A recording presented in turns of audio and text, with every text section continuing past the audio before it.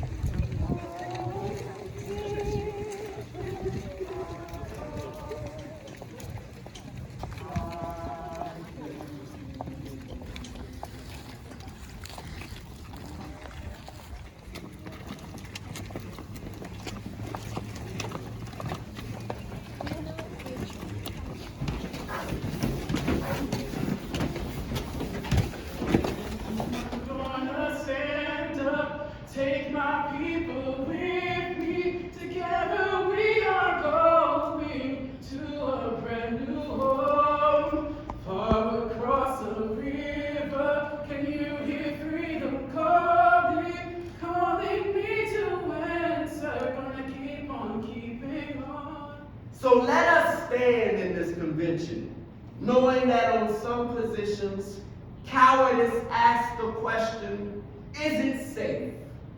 Expediency asks the question, is it politic? Vanity asks the question, is it popular? But conscience asks the question, is it right?